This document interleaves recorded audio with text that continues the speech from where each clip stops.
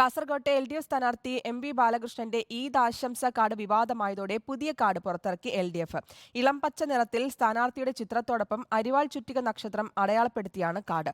സ്ഥാനാർത്ഥി അറിഞ്ഞിട്ടല്ല കാർഡ് അച്ചടിച്ചതെന്നും ചന്ദ്രക്കല അരിവാളാക്കി മാറ്റിയെന്ന് പറയുന്നത് ശരിയല്ലെന്നും പാർലമെന്റ് മണ്ഡലം കൺവീനർ KP സതീഷ് ചന്ദ്രൻ റിപ്പോർട്ടറിനോട് പറഞ്ഞു.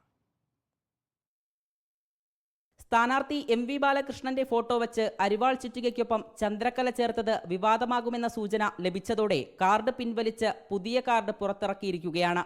ഇളം പച്ച നിറത്തിൽ സ്ഥാനാർത്ഥിയുടെ ഫോട്ടോയും അരിവാൾ ചുറ്റിക നക്ഷത്രവും ആശംസ നേരുന്നതുമാണ് കാർഡ്. കുറച്ചുകൂടി ആകർഷകമായ നിറമാണ് അച്ചടിക്കാൻ കൊടുത്തത്. ചിഹ്നം വ്യക്തമല്ലെന്നും കറുത്ത നിറമായതുകൊണ്ട് പിൻവലിച്ചെന്നും പാർലമെന്റ് മണ്ഡലം കൺവീനർ KP സതീഷ് ചന്ദ്രൻ റിപ്പോർട്ടറിനോട് പറഞ്ഞു. അല്ല, അതിൽ വിവാദമാകേണ്ട ഒരു പ്രശ്നമില്ല. ഈദാശംസാ കാർഡ് പ്രസിൽ നിന്ന് അടിച്ചു വന്നപ്പോൾ അരിവാൾ ചുറ്റിക നക്ഷത്രം ചിഹ്നം അത് വ്യക്തമാകാതെ വന്നു. നമ്മൾ കറുപ്പ് മാത്രമല്ല കുറെ കൂടി ആകർഷകമായ ഒരു കളറാണ് കൊടുത്തത്. പ്രസിൽ നിന്ന് അയച്ച പാക്കറ്റ് പൊളിച്ചപ്പോഴാണ് മനസ്സിലായത്.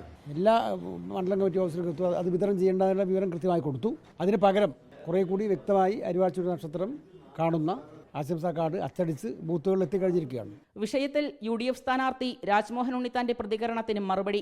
ചന്ദ്രക്കലയെ അരിവാളാക്കി മാറ്റിയെന്ന് പറയുന്നത് ശരിയല്ല. കാർഡ് മതപ്രചരണ ആയുധമാക്കുന്നത് ഏതു വിധത്തിലെന്നും KP സതീഷ് ചന്ദ്രൻ ചോദിച്ചു.